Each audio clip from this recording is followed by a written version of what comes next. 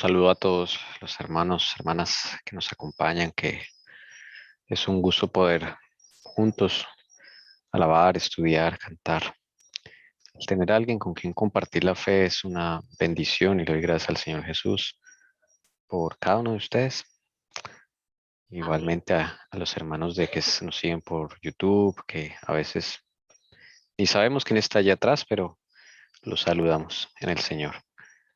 Y bueno, en esta hora pues vamos a orar para que el Señor nos bendiga, nos acompañe, nos guíe en el estudio y estemos con toda la disposición para poder estudiar en estas últimas horas del Shabbat, este tercer sello. ¿Les parece si oramos?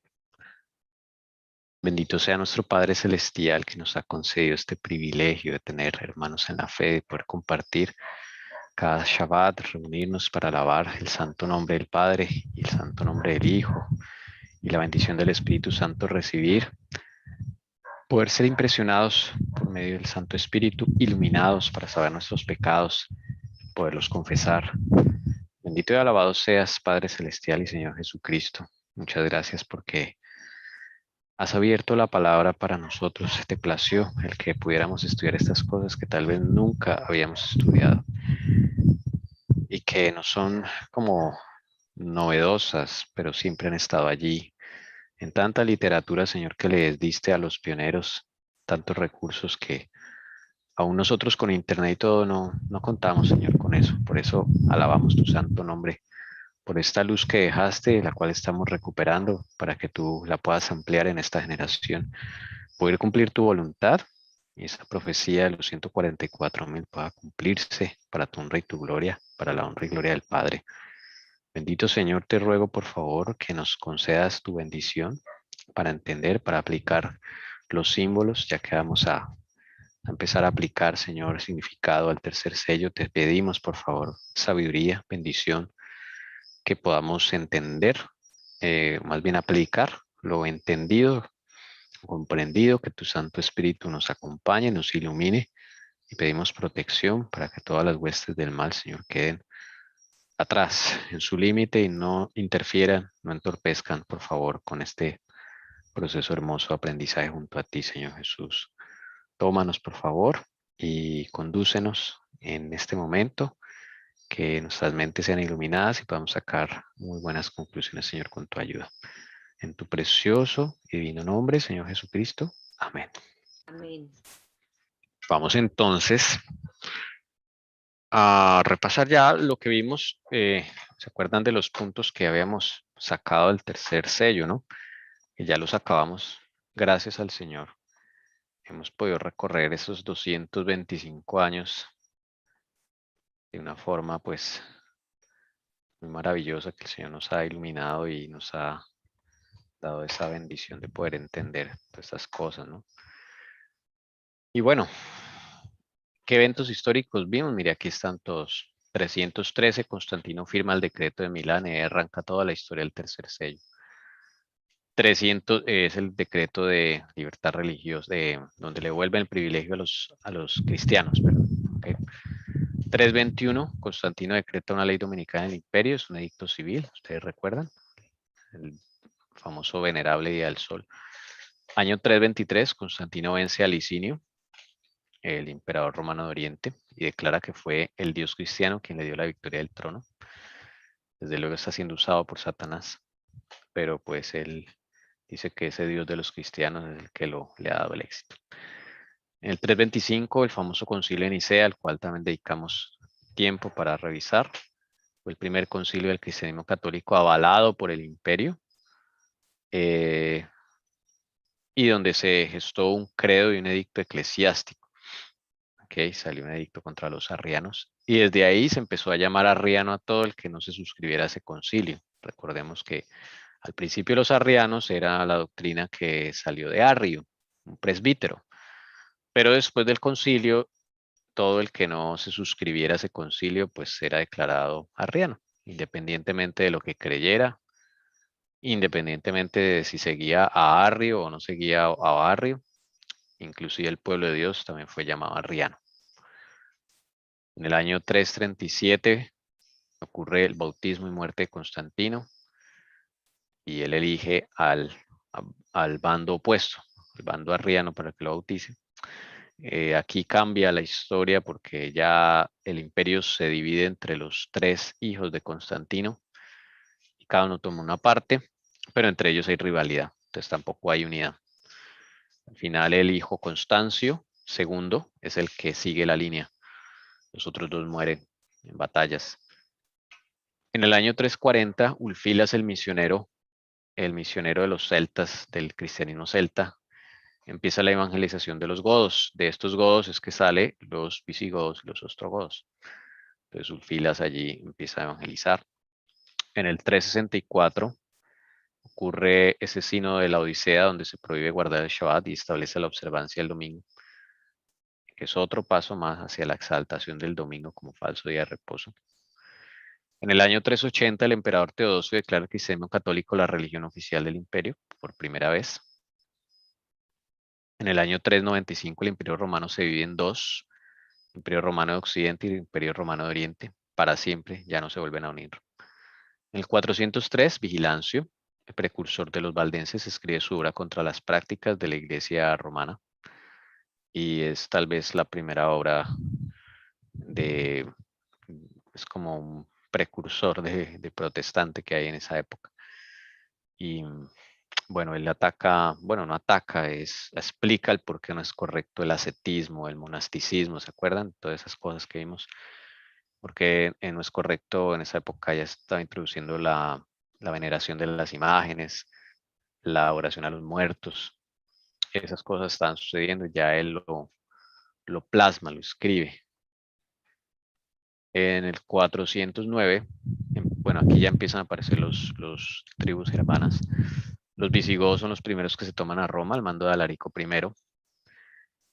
Aquí en el 429, no es 419, sino 429, los vándalos llegan a la conquista del norte de África con Genserico.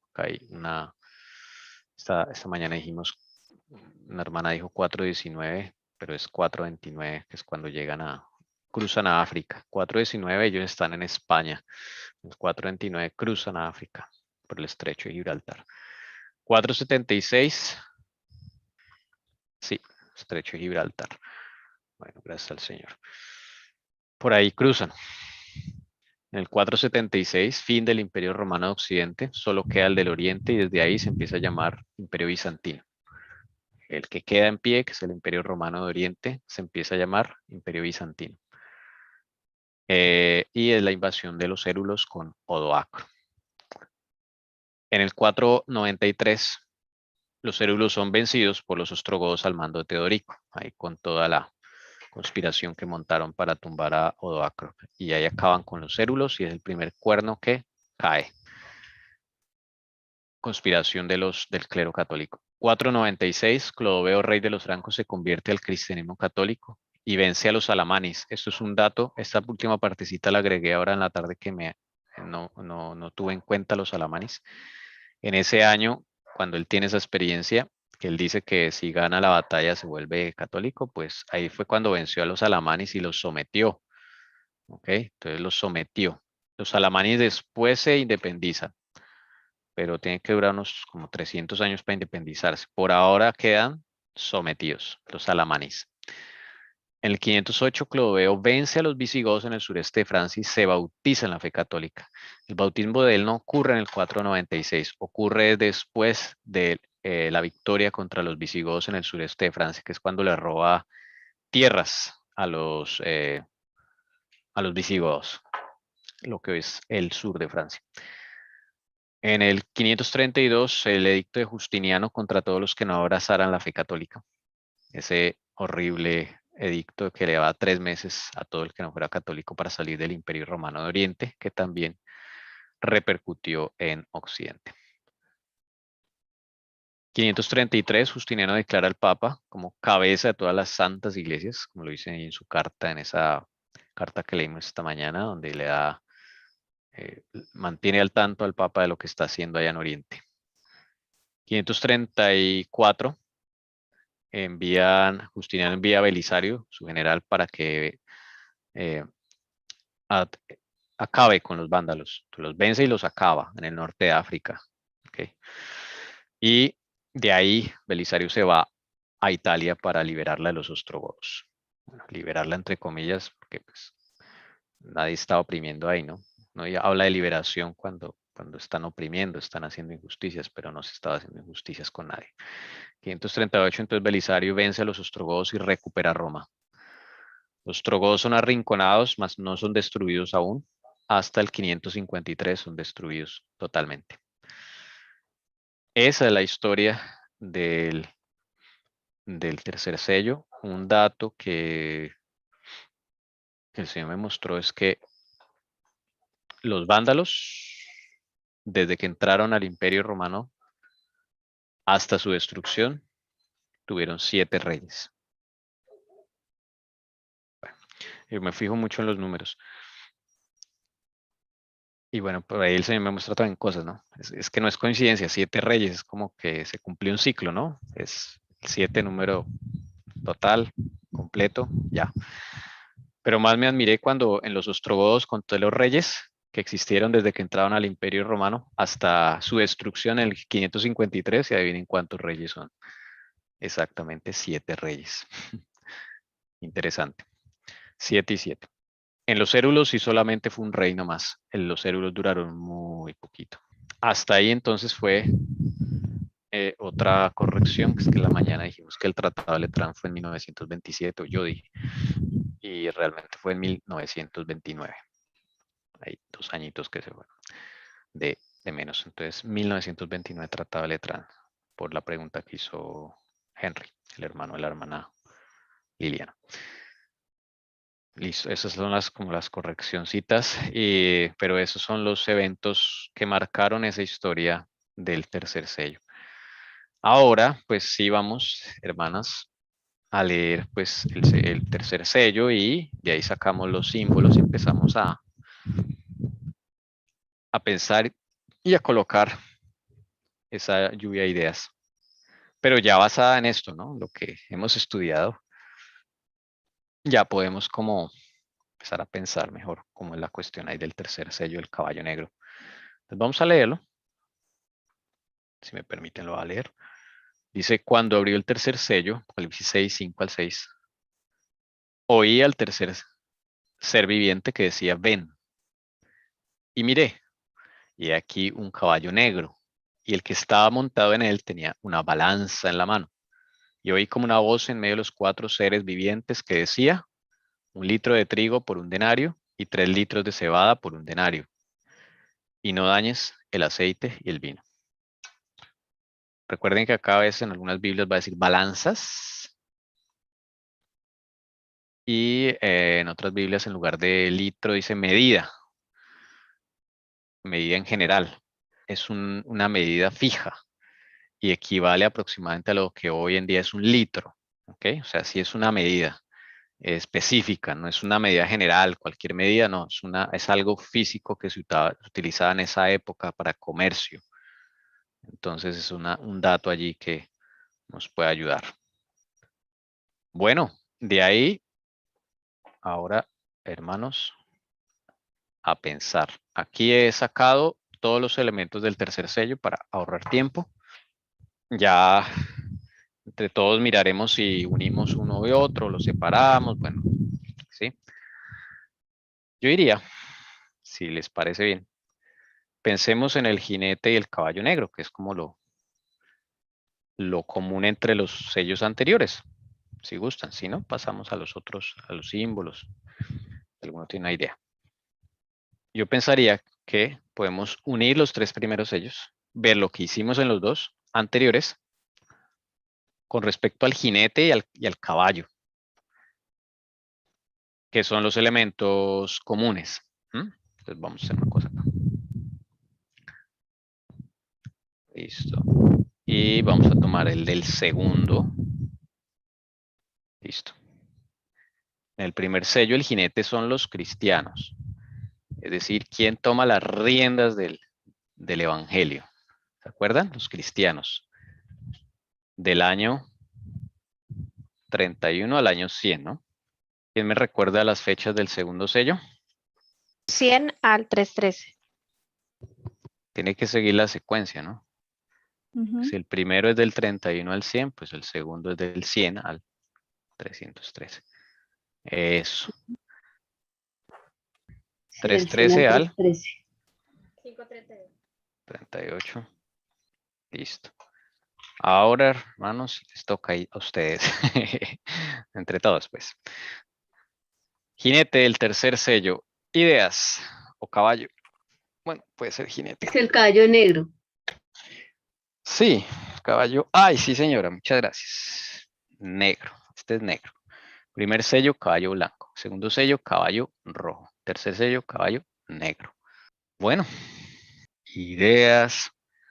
Yo tengo una idea, pero bueno, no sé si esté bien. Teniendo en cuenta también los otros sellos, yo pienso que acá el jinete es Roma y el caballo negro sería los emperadores, ¿no? Porque siempre fueron como manejados por Roma y por todas esas guerras y esos edictos que fueron manipulados por ellos. Bueno, respecto a los caballos, miremos que ya tenemos un precedente que el Señor nos ha dicho qué representan los caballos. Miren el primero y El segundo sello. Evangelio. Eso. Entonces, para no empezar a apuntar para todos lados, sino que ya hay una base y hay un texto Pero que se si hay está una cayendo. base sería el mismo, entonces, solo que Claro, es más contaminado porque, sí, es lo mismo. Representa el tiempo cuando el mundo infiltró a la iglesia. miren los Cuando dos. Miren los dos anteriores y tratemos de llevar la secuencia para que no nos quede desligado. O sea, no nos quede, sí, las guerras. Por eso dijo Paola que el caballo es lo mismo. ¿Qué representa el caballo? el Evangelio, El evangelio. aquí es más oscuro. Aquí es más Cuando, oscuro. cuando Satanás pues está como dominando más ese Evangelio y entonces lo pone pues más hacia el lado lo daña más hacia el lado del catolicismo. Bueno, ¿y por qué se tiñe de negro? Porque en los otros dos vimos por qué era blanco el primero y por qué era rojo el segundo. Ahora nos toca mirar por qué es negro. Por las doctrinas y prácticas mundanas. ¿Cuáles? Corrupción. ¿Cuáles? La doctrina nicolaíta. De lo que vimos en listo, los Nicolaitas. ¿Dónde estarían los Nicolaitas en todo esto que vimos, en todos estos eventos? ¿Dónde estarían los Nicolaitas? Que estoy diciendo es para conectar, como tratar de conectarse. Yo voy Sí. a dar bueno, pronto me salgo ahí, pero para mí lo que yo siempre he apuntado el color negro es una era de tinieblas espiritual. Ahí totalmente la apostasía se llevó a cabo y por eso más adelante uno se da cuenta que mueren, pero muere por falta de la palabra de Dios. Estoy de acuerdo, apostasía total. Ok. Total apostasía. Y pienso que es una era de tinieblas y es tremendo, o sea, en todos los aspectos, ¿no? Como tú lo fuiste contando poco a poco, cómo todo se fue degradando y literalmente la palabra del Señor fue rechazada. Bien. ¿Quién sería el jinete? Ideas. ¿Se acuerdan de alguna de las prácticas del Evangelio teñido de negro? Para de pronto poner algunas. Estamos ¿Quién? viendo eventos externos, no internos.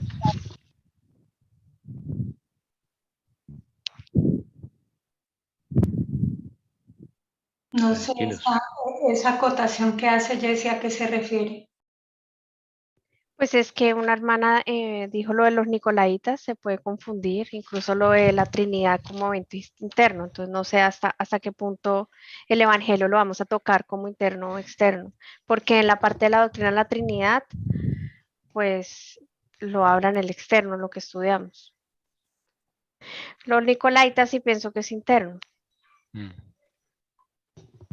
Es que si ustedes se dan cuenta, lo que Tommy fue explicando poco a poco, en este tercer sello es muy peligroso porque prácticamente los dos se fusionan, ¿no? La parte, llamemos, de religiosa con la parte civil política, ¿no?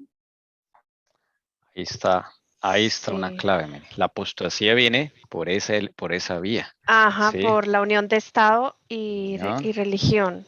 de iglesia y Ujú. Estado. Y eso Ahí empezó está. incluso desde los cambios en tiempos de la ley de Constantino con el Sado. Desde ahí empezó a combinarse y a empezar a mandar el emperador con leyes religiosas. Y es que si ustedes miran, Tommy, ¿puedes devolver la otra diapositiva, por favor, un momento? O sea, como para Ya. que miren ahí. Mira por lo menos el caballo blanco. Igual lo pusimos como evangelio puro. Entonces aquí el negro es lo opuesto al blanco. Pero entonces aquí uno mira cómo se pudo llevar esta apostasía, pues es porque algo que el Señor siempre ha prohibido es la unión, literalmente, entre la iglesia y el Estado. Y eso conllevó a la ruina. Aquí empieza, ¿no? Mira, ahí está Constantino. Empieza a ejercer dominio. Y lo vemos más en el Concilio de Nicea. Del Concilio de Nicea, por ejemplo, ¿qué sale? Mire, credo. Eso es la Biblia. El eclesiástico, ¿no? O sea, ya ahí El tiene que ver edicto. con la iglesia y Estado. Un edicto eclesiástico firmado por el Estado, de unión de iglesia y Estado. Increíble eso. ¿Sí se entiende, hermanas? Que eso se va dando gradualmente, ¿no? O sea, si tú te pasas a la otra diapositiva, primero hubo otro edicto que llevó a este edicto, el edicto civil. Entonces, esto es algo muy similar a lo que nos va a suceder para el tiempo del fin. Sí, es que incluso eran tan unidos, era tan unido que no solo era el emperador metiéndose con ¿cómo se? Con las cosas religiosas, asuntos. sí, con los asuntos religiosos, sino también vimos cómo los romanos daban alianza y ayudaban en el ejército, en batallas y en alianzas con otros enemigos, y después, pues claro, le debían un favor al papado, por decirlo así, entonces ellos también se metían en asuntos que no eran religiosos. El clero se valía del Estado para conseguir sus fines. Y el Estado se toma la autoridad de decidir sobre cosas de iglesia. O sea, es una doble.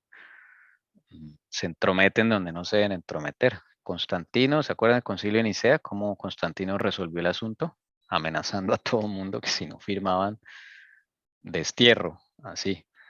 Eso no está dentro de él no puede hacer eso. Lejos de lo que el Señor Jesús dejó escrito. Y los prelados, el clero católico, tampoco puede ir a decirle al emperador, oiga, resuélvanos este asunto. No, esas son cosas totalmente independientes. Algo que uno ve cómo las tinieblas va opacando la luz, ¿no? Poco a poco se van quedando enceguecidos en orgullo, en honores mundanos, la iglesia. Bueno, Y dos peleas bien importantes entre los mismos católicos fueron temas del sábado y la Trinidad. Fueron bastante duros. temas doctrinales. Y si vemos, entre ellos mismos no se pusieron de acuerdo. ¿Y a quién acudieron? Al emperador de turno, a que resolviera el asunto. Entonces, ¿qué tiene que ver un político arreglando un asunto doctrinal? Nada. Y que bueno, Constantino no tenía ni idea de Biblia. Los otros tampoco. O sea, estaban. Y aunque hubieran tenido idea de Biblia, no es correcto que un emperador, un rey, se ponga a solucionar un conflicto doctrinal. No es correcto. Muchas cosas ahí. De la unión de iglesia y Estado salen pues todos esos males, ¿no? A ver si podemos escribir ahí lo que se ha dicho, ¿no? Las tinieblas se introdujeron en las mentes gradualmente. El establecimiento de un credo. En ninguna parte en la Biblia dice que yo debo establecer un credo ni establecer tantas doctrinas. Mire, si eso fuera tan importante, pues el Señor hubiera enumerado, bueno, estas son las doctrinas, número 1, tal, número 2, tal, ¿no? Tal, los mandamientos, está la ley de Dios, eso es nuestro credo en la Biblia, como dijo el hermano James White, Jaime White, nuestro credo en la Biblia, punto, no más. Listo. ¿Qué más hicieron? Establecimiento de un credo. ¿Se acuerdan de del ascetismo y el monasticismo? Esa es la degradación de la justificación por la fe. Cambios en los tiempos y la ley con el sábado, con la fecha que fijaron también en Pascua, empezaron a hacerse estos cambios. Exaltación del domingo. Claro. Eso es lo que ennegreció. Y el sistema papal, eso es oscuro. ¿En dónde está en la Biblia que Dios le dio el poder a un solo hombre de gobernar todos los asuntos eclesiásticos y de la conciencia de los hombres? Eso es satánico, totalmente oscuro. ¿Y el jinete cuál sería? ¿Alguna idea? Bueno, no sé si el Estado y la religión, o sea, lo que representan los dos, el papado y Ahí todavía no hay papado, podemos decir el catolicismo. el catolicismo. Bueno, No sé qué opinan ustedes. Es una primera idea. Esa sería como la transición, ¿no? Claro, eso es una transición. Pero todavía no hay papado, sí hay. hay papas, Sí, Papas. pero exacto. no el sistema papal. Muy Ah, diferente. ya. Es la transición, lo que tú me estabas contando es la transición. Exacto. Y los papas vienen a aparecer en el siglo V, como tal palabra papa. Antes eran obispos. Sí, fue gradualmente. Mm. ¿Ves? Y además Tommy, se le y empieza a cambiado por ellos exaltar al mismos, obispo. Sí, señora, no le escuché, qué pena. No le escuchamos. cambiado por ellos mismos, si antes se les decía el señor obispo y ahora es el papa, entonces ellos mismos fueron los que hicieron esa transición. Fue los emperadores al darle tantos privilegios. Ellos mismos cayeron en la trampa. Es curioso porque el sistema papal no lo hicieron los obispos. Fue los mismos emperadores por meterse donde no debían, empezaron a llamar que su santidad, su excelencia, su no sé qué. O sea, empezaron a tratar al obispo de Roma como se trataban entre emperadores. Le dieron todos esos privilegios a él. Y claro, el obispo de Roma feliz. Y cuando tumban al último emperador de Occidente, pues todos esos privilegios y toda esa pompa cuando elegían a un nuevo César, emperador, pues fue trasladada al obispo de Roma. O sea, sí, o sea, eso es lo más curioso. Los obispos jamás emitieron un canon, un edicto de que se iba a crear el Papa como cabeza de las iglesias. ¿Recuerdan que esta mañana miramos quién fue el que nombró al obispo de Roma como la cabeza de todas las iglesias? Fue Justiniano. Ni siquiera fueron los prelados, ellos no hicieron nada de eso. O sea, solito. Lo fueron ensalzando hasta que... En el libro de T. Jones sí nombraban a algunos como papas, entonces uno piensa que ya desde esa época había. Pero entonces tal vez es un poco porque nombra papa y nombran obispos aparte. Papa se le empezó a llamar al obispo de Roma.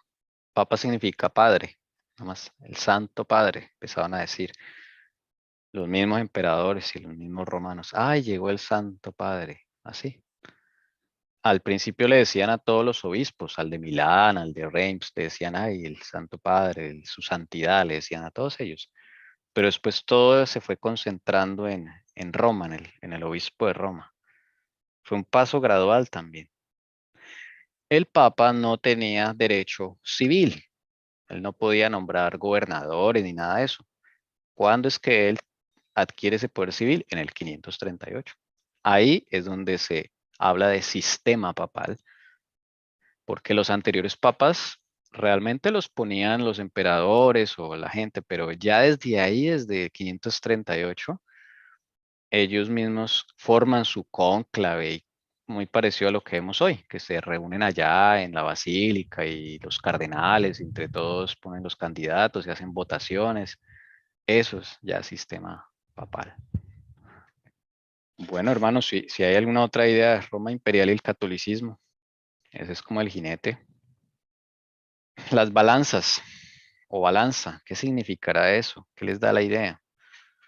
Tenemos acá una balanza. Esta es la balanza que está nombrando ahí. Se usaba en la antigüedad para pesar los alimentos, para pesar la cantidad de un alimento, para pesar el oro, la plata. Básicamente para medir las cosas. No sé qué les puede dar la idea. Miremos en la Biblia si hay otras balanzas. ¿Con qué tiene que ver eso? Bueno, fue que en esa época hubo escasez de trigo y de cebada. El trigo se puso muy caro. Algo así me Bueno, acuerdo. y es porque Trigo. entraron los vándalos a África, ¿no? ¿Se acuerdan? Bueno, esa parte tal vez aplicaría para acá, no sé. Sí, es verdad que llegaron los vándalos a África y pues ya tuvieron que pagar por el grano, y principalmente lo que había allá era trigo y cebada. Bueno, recuerde que estos símbolos pueden tener más de una aplicación, ¿no? Está la aplicación espiritual, está...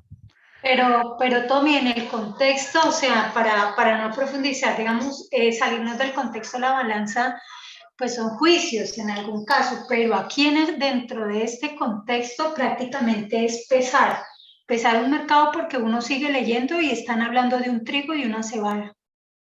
Sí, Aunque también podemos recordar que un versículo es que hay que dice que seremos pesados, algo así que seremos pesados y nos hayan faltos.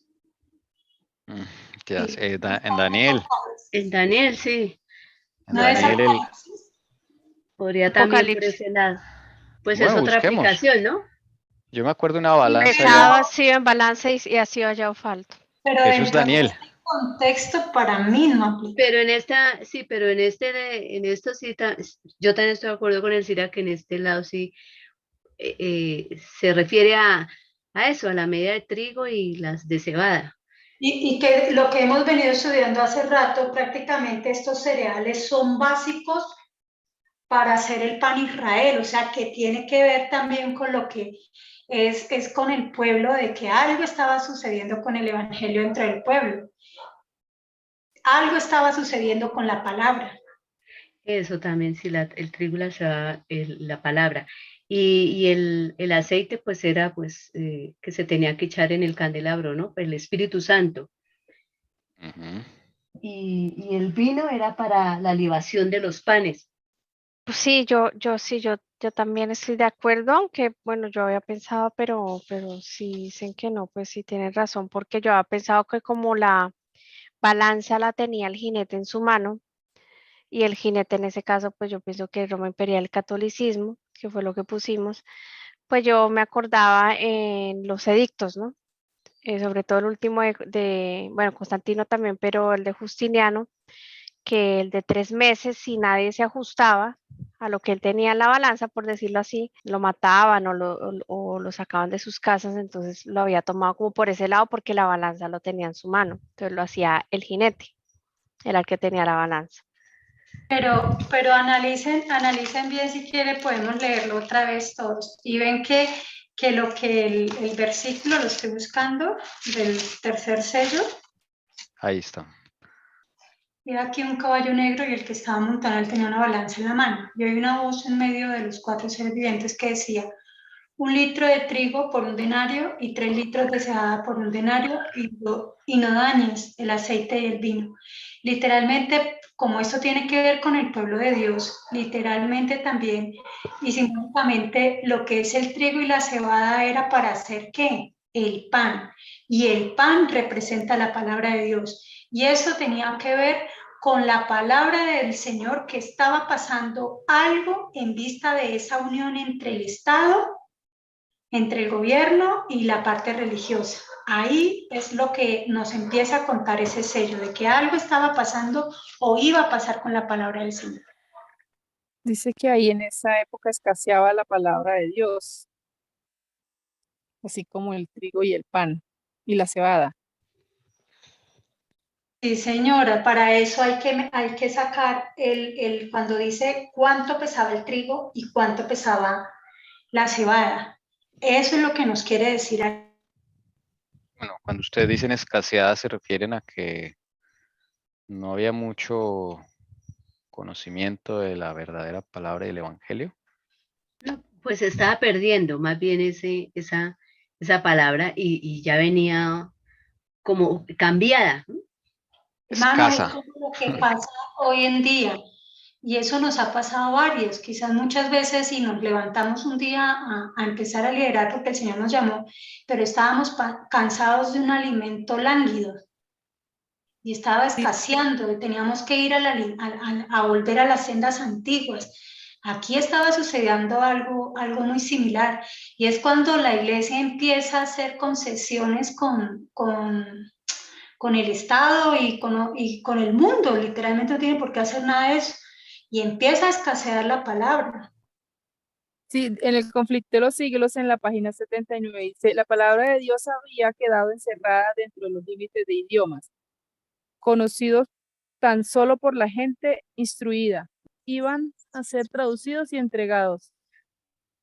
Y dice, había ya pasado la medianoche, o sea, como la oscuridad, las tinieblas.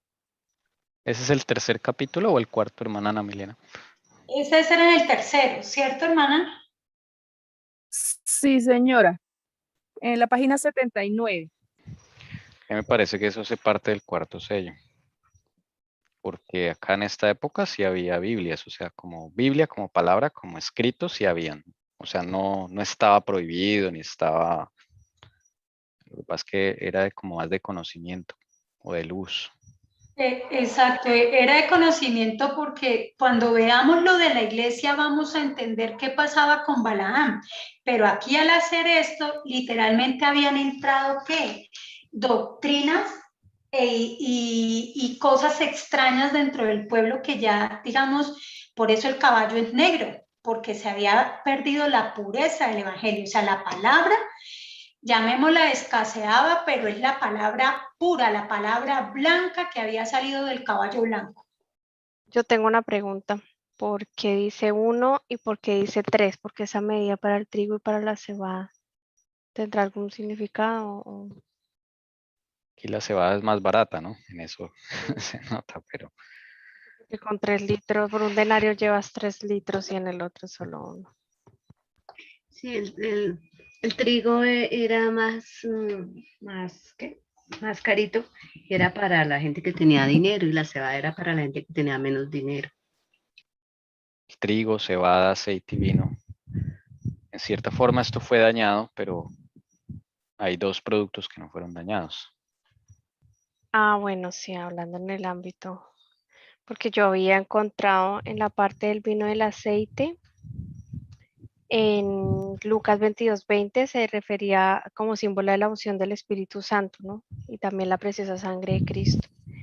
Y en Salmo 105:15 hablaba sobre también, bueno, veo yo ahí la protección de los profetas y los nuevos creyentes. Al Porque remanente, siempre, diría. exacto, siempre había nuevos que de todas maneras ahí se evangelizaba de todas maneras. Tenía que seguir, no desaparecieron, se protegió. Bueno, el aceite sí es el símbolo del Algo, Espíritu Santo. y hermanos, Sí, algo que se empieza a dar ahí llamemos que se pierde la pureza del evangelio. Y ahí se empieza a pasar hambre, porque en el otro caballo que viene, pues llamémoslo así, ya es el caballo de la muerte, entonces ya el evangelio totalmente acabado, pero aquí ya se empieza a vivir la escasez, llamemos, de la palabra del Señor. Acuérdese que eso también está, tanto el trigo como la cebada que representaba dentro de las fiestas. sí, el trigo y la cebada se usaban en la fiesta de la Pascua, de los panes sin levadura, de las gavillas y el Pentecostés y las cabañas. Cuando se armaban las tienditas, pues se usaban ramas de todo esto también. Y aquí lo que quiere decirnos el Señor es que no solamente escaseaba la luz, sino que también escaseaba. No quiere decir que ya se había acabado totalmente, pero escaseaba ¿qué? El pan, la palabra del Señor era lo que escaseaba. Tanto en medio de esa luz, esa escasez de luz, llamémoslo, empieza a escasear de verdad esta palabra. Y entonces es como llega a decir, para conseguirla era bastante costoso, porque era muy poca el remanente que tenía la verdad, y en medio de esa oscuridad no sabían discernir entre la mano derecha y su mano izquierda. Podríamos decir entonces que el aceite del Espíritu Santo y el vino hace referencia al pacto santo, ¿no? Justificación por la fe. O sea que esas dos cosas no se dañaron, ¿cierto? O sea, es como No, pienso que eso fue lo que mantuvo, o sea, de que la palabra simplemente escaseara, no es simplemente, ¿no? Pero en el mejor de los escenarios no se perdiera, sino que escaseara, tienes razón. vamos a ver, aún queda Espíritu Santo, es el aceite. Y el pacto santo aún se conservaría. O más bien, no los pueden tocar. Pueden ser tocados. No pueden ser tocados por el Estado y la Iglesia apóstata. No se me ocurre porque es como redactado en forma de evento externo, ¿no? Se metieron con todo, pero curioso, no se metieron con nada que tuviera que ver con estas dos cosas, ¿no? Hermanos, en Testimonios para la Iglesia, en tomo 5, en página 578, dice así: a fin de conquistarse al hombre y asegurar su eterna salvación, Cristo dejó las cortes reales del cielo y vino a esta tierra, soportó las agonías del pecado y la vergüenza en lugar del hombre, y murió para libertarle, en vista del precio infinito pagado por la redención del hombre. ¿Cómo puede cualquiera que profese el nombre de Cristo atreverse a tratar con indiferencia a uno de sus pequeñuelos? Cuán cuidadosamente deberían los hermanos y las hermanas de la iglesia el aceite y el vino, con cuánta paciencia, bondad y afecto deberían tratar lo adquirido por la sangre de Cristo. No le escuchamos una partecita cuando mencionó el aceite y el vino, hermana. No sé si nos puede volver a repetir esa partecita. Dice: cuán cuidadosamente deberían los hermanos y las hermanas de la iglesia velar sobre cada palabra y acción para no dañar el aceite y al vino. Con cuánta paciencia y bondad y afecto deberían tratar lo adquirido por la sangre de Cristo. ¿Me repite, por favor, la cita? Testimonios para la Iglesia, como 5, página 578. Ok. 578. Entonces sí tiene que ver con la palabra. Bueno, bien, creo que está consecuente. No sé qué les parece en esto. La balanza tiene que ver con juicio, ¿no? Es como que la justicia es tomada por el Estado y la Iglesia apóstata. No sé si sirve. Pero es que, Tommy, yo vuelvo y lo repito, qué pena ser tan cansona, pero en este caso la balanza no aplica el juicio. Para mí aplica, de lo que he venido estudiando, es la palabra de Dios, o sea, es que ahí están pesando el trigo y la cebada por la palabra de Dios, ya que escasea dentro de este contexto. Yo creo que hay algo más, Elcira, si me permites, pero bueno, o sea, tú dices... Es que, o sea, ¿cómo aplicas tú el juicio ahí, Tommy? La balanza es simple. Todo lo que explicaste estos sábados. Porque los emperadores y el catolicismo se toman la justicia por sus manos. El poder legislativo recae sobre ellos, o sea, se lo toman. Ellos deciden todo lo que pasa, hasta lo que se comercia, o sea, incide en todo el mundo y incide la iglesia, desde luego. Eso es lo que yo veo con la balanza, porque de pronto hay varios símbolos acá, están relacionados, pero de pronto quiere decir algo más por la parte de eventos externos, ¿no? Es que yo lo veo precisamente por eventos externos. O sea, yo ahí veo que el Señor todavía no hace juicio, sino que deja que la situación avance, o sea, lo que se tenía que desarrollar. Y pues lo que yo veo, ¿no? Y que ahí lo que el Señor ve, o sea, nos muestra lo que veo al leer, es que en vista de que hay esa fusión, esa unión que no debió haber existido, pues es cuando empieza a escasear la palabra y se usa la balanza, es como para decir, oiga, lo que antes se conseguía puro, limpio y sano, pues ahorita no, ahorita todo está costando para que usted pueda conseguir esa palabra. Porque pues al pueblo yo no le veo todavía que, al contrario, veo que ellos cada vez van creciendo y Satanás va ganando ahí terreno. Entonces no veo juicio ahí, pero bueno. Dios hizo juicios en Cartago, en Roma, con los germanos, porque estaba muy contaminado. No sé qué piensan. Pero no sirve porque esta balanza es, bueno, esta balanza la tiene este jinete, Roma imperial y catolicismo. Ellos salen con esta balanza.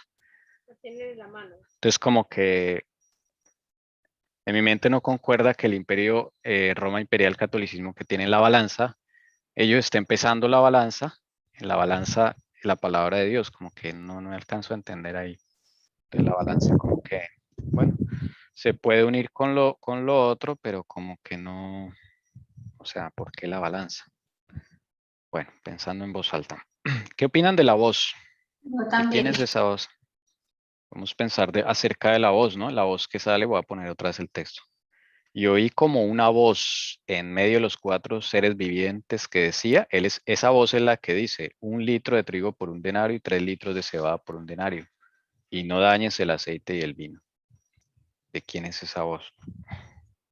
Porque si está en medio de los 4 seres vivientes, ahí solamente está el trono del Padre y del Hijo. Entonces, yo diría que o es el Padre o es el Hijo el que habla ahí. Yo digo que, bueno, puede ser padre el hijo, pero está entre ellos dos porque lo mismo cuando Job y Satanás se le presenta ya al padre y pues le dice, tóquelo más, su vida no la toque. El único que tiene autoridad para decir que sí, que no, son ellos. Sí. Es como si se le estuviera diciendo a Satanás lo mismo, ¿no? Sí. Le está delimitando lo que puede hacer ahí en ese momento, ¿no? Interesante.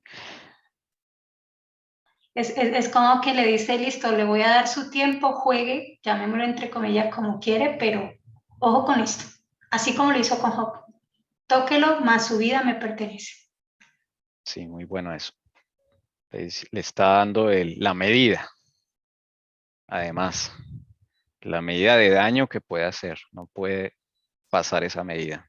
Es que, Tommy, ahí es donde yo siento que esa balanza es como diciéndole al Señor, oiga, les dejo que ustedes ahorita, cuando era mi pueblo puro, quien era el que llevaba el Evangelio, ahora ustedes con esa fusión y esa unión, ¿sí? Empiezan a contaminar, lleven la balanza que es donde literalmente la palabra pues va a escasear, llamémosla así, porque va a estar muy costosa, pero es un tiempo que el Señor les da. Hermanas, ¿qué dicen? Yo estoy de acuerdo. Bueno, siento que la balanza, hay algo más ahí. Todavía siento que la balanza... Se podría llenar la otra semana. Sí. Sí, porque la verdad podría uno preguntarle al Señor y estudiar algo más ahí. Bueno, los pioneros decían, sí que sí podemos tomar en cuenta eso.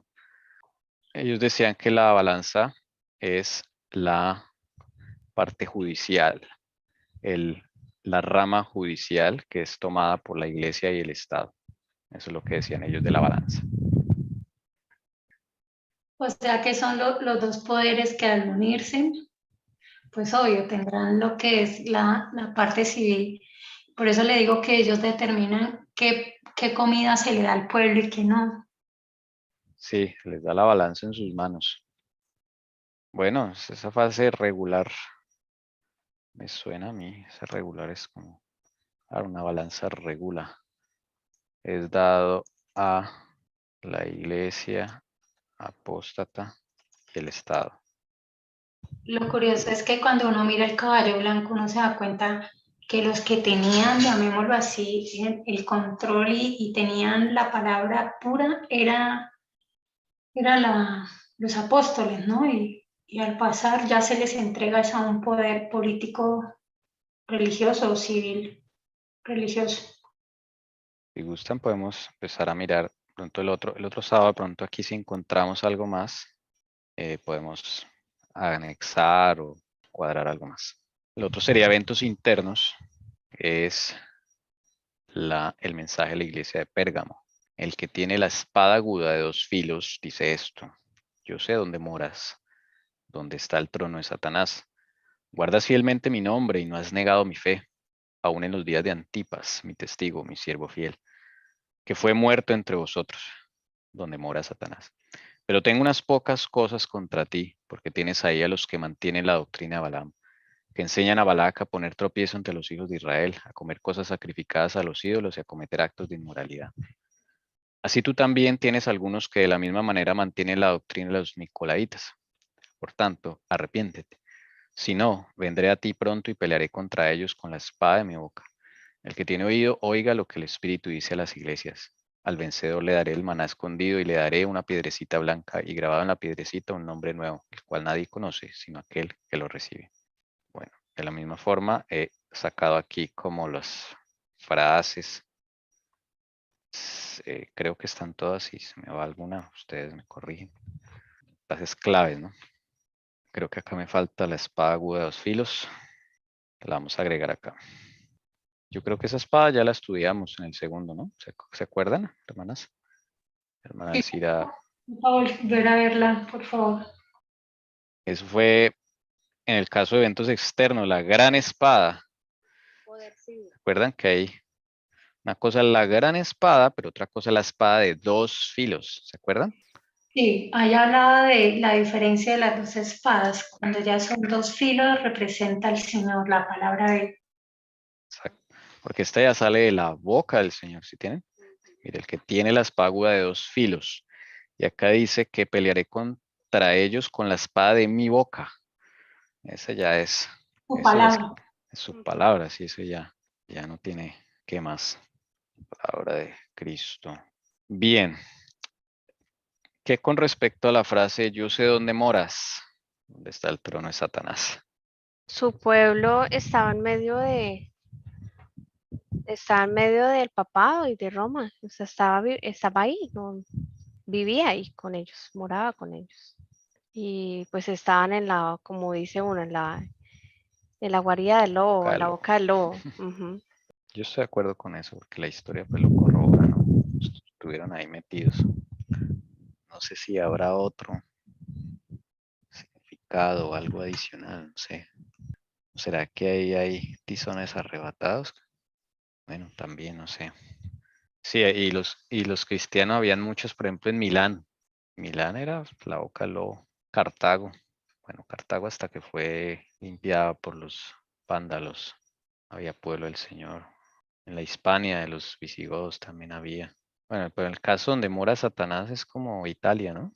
Si lo tomamos literalmente. Y ahí en los Alpes estaba Vigilancio.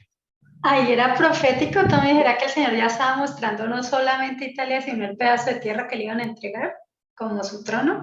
Sí, yo sí creo. Sí, hasta me suena mucho porque el trono de Satanás es ahí en Italia, definitivamente. Vivía en Italia. Pero mi Las, pregunta es, bueno, hay Italia, pero hoy no es totalmente Italia, ¿cierto? Solamente un pedazo de tierra que le dieron de Italia. como tierra, pero jurisdicción, pues por la... Pero jurisdicción no es ellos los que tienen en ese pedazo, o sea, ellos nadie los condena, nadie los investiga, nada, ahí. Nada, sí, inmunidad total. Puede ser acá futuro Vaticano. Interesante. Impresionante la inmunidad que tienen, ¿no? Así, son intocables. Y es que el derecho, todo el derecho se basa en lo que heredaron de los emperadores romanos. Y como ellos absorbieron el imperio romano, pues ellos mismos tienen su propio derecho penal. No es otro. Por eso el Papa es el que juzga todos los casos. Y eso es ahí entre ellos. Entonces, pues ya se puede imaginar. Y no solo eso, es que no me acuerdo bien, contaba un testimonio a alguien, no recuerdo quién, puso un ejemplo tremendo ahorita cuando hubo esas acusaciones de pedofilia allá en Estados Unidos. Y entonces dieron a favor de las víctimas y entonces le pidieron a la, bueno, a la arquidiócesis ahí de todo lo que manejaban en Estados Unidos que por favor le respondiera a las víctimas, a lo cual ellos se dieron en quiebra y le dijeron que no podían pagarles porque ellos no tenían plata. Por consiguiente, continúan la demanda y se la van y se la envían al Vaticano. Y entonces ellos tienen ahí una cosa tan extraña donde les dice, no, ellos tienen jurisdicción cada uno en cada país, pero nosotros, no recuerdo bien cuál es la ley, o sea, a ellos literalmente nadie los condena porque ellos simplemente manejan una parte como política, pero no son responsables de nada de lo que los curas hagan o los obispos, toda esta gente hagan en diferentes países. Conclusión, no pudieron hacer nada. Que la inmunidad también es a nivel extraterritorial, donde están las diócesis y arquidiócesis. Papá dice que sí, que qué pena. Ahorita el Papa Francisco dice que sí, que qué pena, ¿no? Que qué vergüenza, pero ¿a dónde está alguno en la cárcel, algún pederasta? No he visto que le hagan juicio así en forma alguno, no. A los pocos que han llevado a la cárcel es porque la justicia civil se mete y se los coge. Bueno, ¿alguien tiene algo de Antipas? Esto es de los pioneros y a mí me pareció, y es correcto desde el punto de vista, esto lo decían no solo los pioneros adventistas, sino Guillermo Miller también, los milleritas. Y se conservó mucho esta enseñanza allí en la iglesia adventista hasta cierto punto donde se desapareció esta enseñanza. Antipas es una palabra en griego. Significa, son dos palabras en griego. Entonces significa lo siguiente. Anti, en contra de. Y paz, que significa padres. Antipas, ellos dicen, no es el nombre de nadie, es una palabra, es un juego de palabras griego, porque realmente este no es, para nosotros suena como si fuera un nombre, ¿sí? Antipas, pero realmente nadie se llama Antipas, ni hay nadie que se llama Antipas en esa época, no hay nada en la historia. Pero cuando uno ve esto como un juego de palabras en griego, significa el grupo que estuvo en contra del establecimiento de papas. Ahí está. Los que estuvieran en contra del papado o de los papas. Mi testigo fiel, dice el Señor. Es un grupo que se opuso al establecimiento de papas y ese grupo, curiosamente, estaba allá donde moraba de la sede del trono de Satanás, en Italia, en Milán, en Rávena, en Roma. Ahí había un grupito. Entonces, ellos dicen que se refería a ese grupo. A los que no solo a los que vivieron ahí, sino Vigilancio, los precursores de los valdenses que ya vivían en las montañas, todos esos que se opusieron al establecimiento de un papa como cabeza de iglesia y todo eso. Esa es la enseñanza de que el Señor les dio a ellos. Bueno, de los nicolaitas ya hemos hablado en otros sellos, porque este no es nuevo. Me llama la atención es que ya hay dos doctrinas maléficas ahí, la doctrina de Balaam y la doctrina de los nicolaitas. En la anterior sello, la anterior iglesia, había, están los nicolaitas están en la iglesia de Éfeso. Ahí había una doctrina, ahí estaban los nicolaitas, mejor dicho. Ya empezaron desde ahí. En la segunda del mal, o el grupo apóstatas, está como los que se dicen ser judíos. Y en el tercero, se aumenta la cuenta, claro, el caballo negro ya está más negro. Entonces acá hay ya dos problemas, dos grupos, ¿no? La doctrina de Balaam y los de la doctrina de los nicolaitas. La de los nicolaitas, pues bueno, es la misma que pusimos acá. Gnósticos, Nicolás, conquistador del pueblo. Los que cambiaban la gracia de Dios por la lascivia, dice la hermana White. Los que cambiaban la gracia de Dios por la lascivia. El texto de la hermana White que habla de eso. La doctrina de Balaam. Mi amor, creo que tiene algún aporte de eso, ¿cierto? Sí, yo la había estudiado. Bien pueda, mamá. Cuéntanos, por favor. Bueno, ya sabemos que Balaam era un adivino famoso que vivía en la región de Damián junto al río Éufrates de Madián, junto al río Éufrates y la frontera de Amón.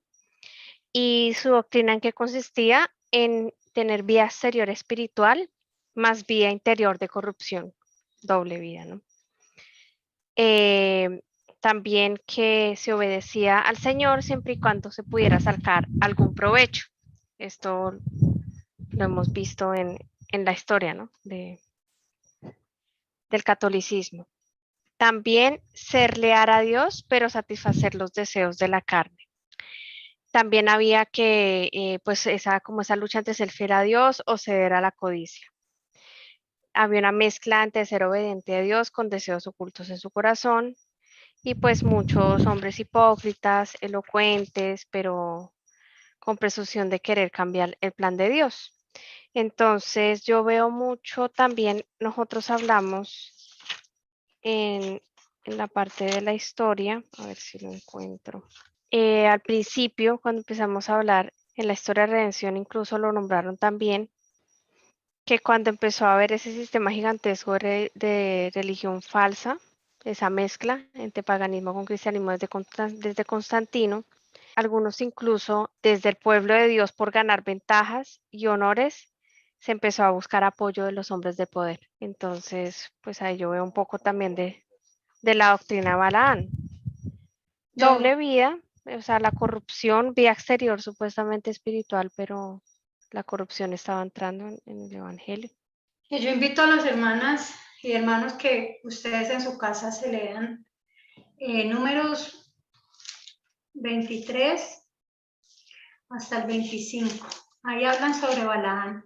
Yo solo quisiera dar un aporte, y es que Balaán en esa historia trata de maldecir al pueblo, aquí en esta historia, y creo que está en Patriarcas y Profetas, los invito a que lo lean. Trata de maldecir al pueblo, pero él trata de maldecirlo desde afuera. Ustedes lo ven, cuando lean esa historia, lo ven que tratan, van y ponen altares y no saben qué hacer para maldecir al pueblo, pero resulta que nada les funcionaba, porque resulta que el pueblo estaba en una relación correcta con Dios y prácticamente ellos no estaban practicando la idolatría ni la fornicación.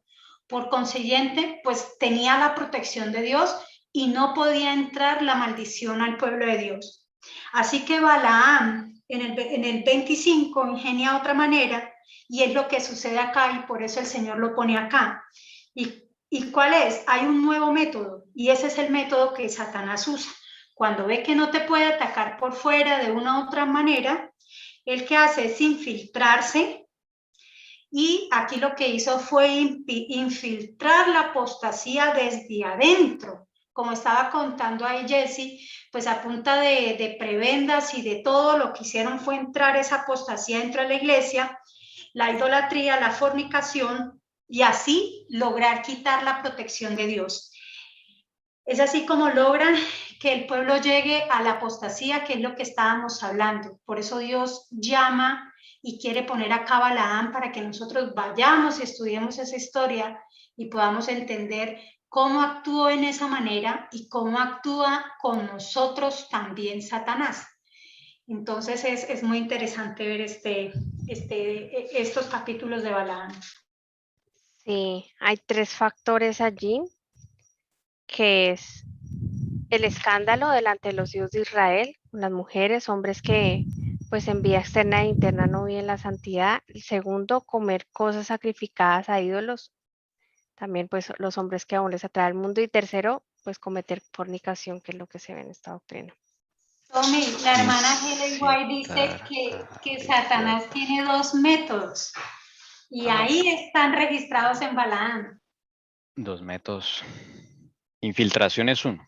¿Cierto? Sí, es que señor. cuando él hace, él incita para la primera fue persecución, Tommy, y la última, que al ver que entre más mataban, más se convertían.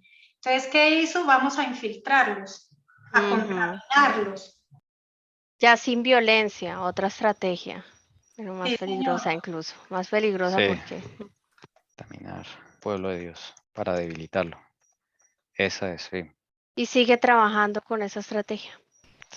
Más que sabe qué es el problema, Tommy y Jesse, yo digo, hermanos, más que debilitarlo, mire, hermano, lo delicado es uno perder el favor y la protección de Dios. Eso es tremendo. Si uno pierde eso, ahí sí apaguemos y vamos. Uno quedar en las manos del enemigo y Dios nos guarde. Bueno, bien, sí.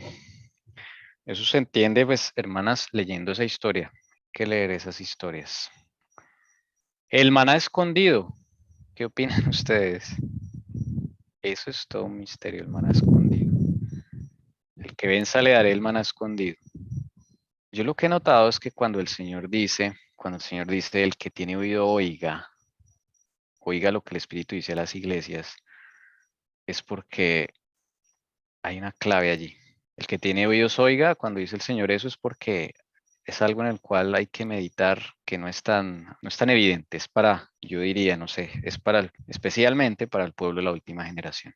Bueno, desde luego, esto aplicaba para esas épocas también, pero cuando dice el que tiene oído oiga es porque es algo especial de meditación. El maná escondido. Al vencedor le daré del maná escondido. ¿Qué es el maná? No es Cristo, la palabra, Él es. Sí, él dijo, yo soy el maná que descendió del cielo, Ajá, pan que descendió del cielo. el La verdadero vida de Cristo, que descendió del cielo. la vida de Cristo, que dice el Espíritu de Profecía, si no estoy mal. Vida o la palabra.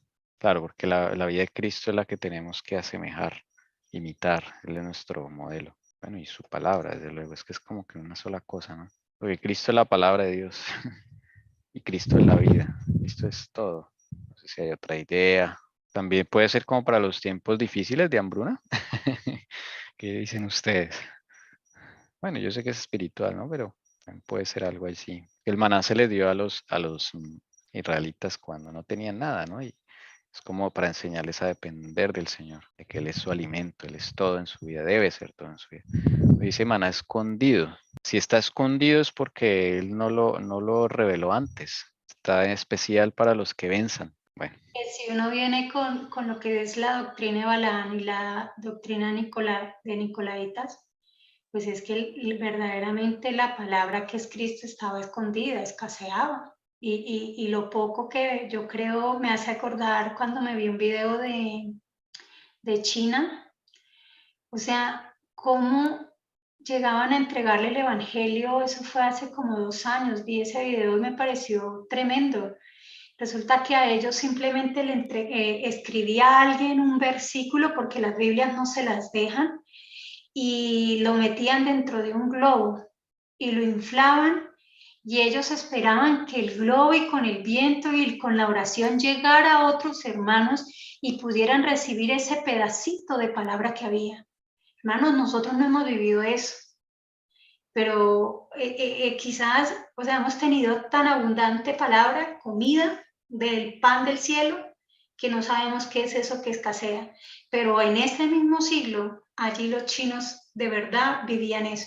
Y uno veía cómo se desesperaban por agarrar un globito y agarraban cada pedacito, cada versículo, y para ellos era lo que alcanzaba. Pero ellos no tenían totalmente las escrituras. Dice que para algunos les alcanzaron, porque eso lo grabaron, llegaron unas Biblias y esa gente corría desesperada por ir a buscar totalmente esta palabra. Eso es algo espiritual y pues como nosotros no hemos padecido de esta hambre, no valoramos realmente lo que significa la palabra de Dios. Pero mientras podemos pensar qué significa la piedrita blanca y el nombre nuevo. ¿Qué les parece? Porque ese es el segundo regalo para el que vence. Le daré una piedrecita blanca y en la piedrecita blanca escrito un nombre nuevo que ninguno conoce sino aquel que lo recibe. ¿Qué puede significar?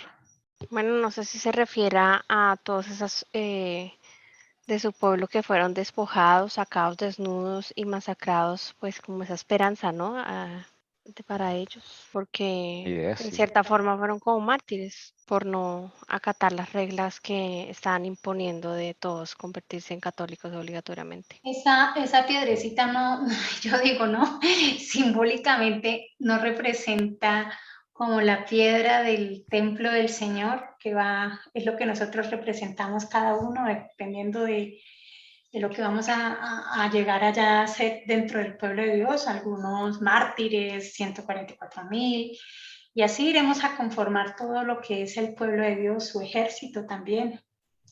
Entonces no sé si también cada piedrita es como cuando levantaron el templo, representa eso. Ay, perdón. La atención, Siga, que la siga. piedrecita es blanca, hermano. Piedrecita blanca. Y lo blanco, pues, es pureza, ¿cierto? Pureza. Sí, eso es limpieza. Y eso es también como la recompensa, o sea, de la pureza, o sea, es una recompensa. Sí, somos piedras en el templo de Dios. Eso está en un salmo. Sí. Si alguien lo puede ubicar de pronto por allí. Somos piedras en el templo de Dios, piedras vivas y el blanco por la pureza. La pureza. Es un galardón, ¿no? O sea, digamos que el Señor le entregaba a esa iglesia, muy bonito. Sí, qué hermoso. Hermanitos, aquí encontré algo. Dice que entre las interpretaciones más idóneas que cuadran con el contexto cabe la sugerencia que las piedras blancas inscritas con el nombre de los receptores se les daba a los competidores que ganaban las carreras deportivas en Roma. La piedra blanca con el nombre personal inscrito se supone que servía como pase al prestigioso banquete al que asistían solo los vencedores. Esta piedra podría haber sido entregada al completar la carrera. No sé si esto tiene sentido. Sí. Interesante, sí, hermano, no sabía eso. Eso, entonces dice aquí que aunque no es una referencia cultural de los judíos en particular, sabemos de muchos ejemplos bíblicos respecto al uso de referencias culturales grecorromanas con ilustraciones con y para los judíos. Sí, de pronto es eso, ¿no? Al que venciere yo le daré, ¿qué dice al final? Le daré Esconde una piedrecita blanca, en la piedrecita un sí. nombre nuevo. Quizá la piedra que vamos a recibir en el banquete, cuando el Señor nos va a servir la cena, los que venciéremos. Eso es verdad que vamos a recibir un nombre nuevo. Y coincide con lo que la hermana dice, porque esto es como un premio, ¿no? Si eso se da en los premios de las carreras, el Señor usa esto como una parábola de nuevo, para ilustrarnos el premio. Sí, la verdadera carrera es la perseverancia dedicada al Dios de Israel. Cualquiera que persevera en esta carrera y triunfa recibirá el pase para el banquete celestial de honor eterno. Amén. El nombre nuevo, bueno, ¿qué es un nombre en la Biblia? ¿Qué representa el nombre en la Biblia? Una identificación. Exacto. Lo que define nuestro carácter, ¿no? Tiene que va muy Exacto. ligado con el carácter, le daban el nombre y tenía un significado. Este es un premio, premiesazo. ¿Quién no quiere ese premio, hermanos? Yo lo quiero, quisiera. Señor, tenga misericordia. Me llama la atención. Bueno, es que esto es cuando el Señor dice, oiga, lo que el Espíritu dice a las iglesias, es algo que no solamente aplicaba en ese tiempo, sino que también aplica para todas las generaciones, ¿no? Esa es la recompensa de los que siguen el camino de la justificación por la fe, de la victoria en Cristo. Me llama la atención es que dice que primero es la victoria y después esos son los premios. Al vencedor o al que venza, dice la Reina Valera. ¿Qué hay que vencer? En todas las iglesias dice el Señor, al que venza, al que venza, al que venza, al que venza. Vencer el carácter, el mundo, el yo. El Sí, pecado. el pecado, Ujú. Dios y todo eso, claro. Ahí está el reto, hermanos. El propósito para el que Dios trajo a cada uno al mundo, junto con él, pues vencer esa meta, ¿no? Llegar Que a veces uno por ora y dice, Jesús. o por lo menos a mí me ha pasado, ay Señor, yo quisiera tener tu carácter para vencer. Pero acá me está diciendo que primero hay que vencer para tener el carácter de Cristo. Es un galardón, es un premio, Es un regalo. es un regalo. Tenemos una primera aproximación, podríamos decir, pero yo creo que nos aproximamos más que en el segundo sello, porque en el segundo sello, bueno, Sí. ahí hicimos de todo, pero el Señor ahí gracias al Señor nos encauzó. En este, como ya tenemos la experiencia de los dos primeros, pues eso ayuda mucho, ¿no? No Amén. sería primero Pedro el que tú quieres decir, no. Como ¿Qué dice? piedras vivas. Sí, pues puede servir. ¿Qué dice ese? Dice, él viniendo desde el versículo 4, primera de Pedro 2, Y viniendo a él como una piedra viva, desechada por los hombres, pero escogida y preciosa delante de Dios. También vosotros, como piedras vivas, sed edificados como casa espiritual para un sacerdocio santo, para ofrecer sacrificios espirituales aceptables a Dios por medio de Jesucristo. Ah, eso está muy bueno, mira. Y viniendo a él, dice acá, a él como una piedra viva, desechada por los hombres, pero escogida y preciosa delante de Dios. O sea, Jesús es la piedra del ángulo, ¿no? Pero él también nos llama piedras porque somos parte de su templo espiritual. Ah, por acá lo dice.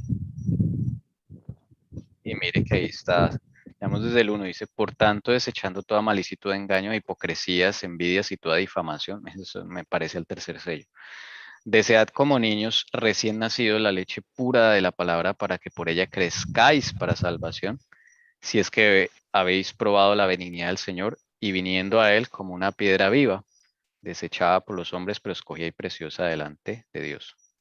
También vosotros, acá está, como piedras vivas, sed edificados como casa espiritual para un sacerdocio santo, para ofrecer sacrificios espirituales aceptables a Dios por medio de Jesucristo. Mire.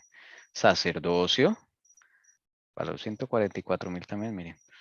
Piedras vivas y edificados como casa espiritual. Esa es la iglesia del Señor, no son las paredes, mire. Somos nosotros, cada uno es una piedrecita. 118 del 20 al 22. Aquí está. Esta es la puerta del Señor. Los justos entrarán por ella. Y te daré gracias porque me has respondido y has sido mi salvación. La piedra que desecharon los edificadores ha venido a ser la piedra principal del ángulo. Ah, pero eso es la roca que es Jesús. Sí, eso es Jesús. Ahí Jesús, confirma lo que tú dijiste de Jesús, la piedra angular. la piedra angular, sí. Es la piedra principal, la piedra angular es la que sostiene todo, el fundamento. Y los otros somos las piedritas de los lados. Pero sirven los dos textos, ¿no? Sí, sirven los dos textos. Salmo 118, 22. Bendito sea el Señor y listo. Bueno, entonces vamos a orar. Padre nuestro que moras en las alturas de los cielos, gracias te damos, Señor, porque un sábado más nos das esa oportunidad de reunirnos con nuestros hermanitos en la fe, de poder compartir, de estudiar tu palabra, de estar felices, porque hoy es un día santo, delicia, glorioso de Jehová. Gracias, Señor, por esta oportunidad, que estamos con vida y con salud. Señor, te suplicamos en el nombre de Jesucristo, danos de tu Santo Espíritu, para que Él sea nuestro ayudador en todas las áreas de nuestras vidas, de los que estamos aquí presentes, para que Él sea el que redarguya nuestros corazones y nos convenza de que necesitamos de esa ayuda grande y poderosa que eres tú para poder vencer todos los defectos de carácter, para poder vencer al mundo, la carne y el diablo. Señor, perdona nuestros pecados, perdona nuestras familias, no nos dejes perecer, Padre, sino que en el nombre de Jesucristo, Señor, tú nos laves con esa preciosa sangre que derramaste en la cruz de Calvario y nos vayas convenciendo de pecado, de justicia y de juicio. Despierta, Señor, nuestras conciencias y permítenos que seas tú cada día, Señor, andando nosotros contigo y que cada día seas tú enseñándonos a reconocer tu voz para que cuando tú nos digas no, por ahí no, eso no es, Señor, en el nombre de Jesucristo podamos vencer cada debilidad, cada tentación. Gracias porque nos estás capacitando. Gracias por la vida, gracias por la salud, gracias porque en ti encontramos paz, gozo, vida. Todo esto, Padre, te lo pido en el nombre de Jesús. Hágase conforme a tu voluntad. Amén. Amén. Amén. Amén.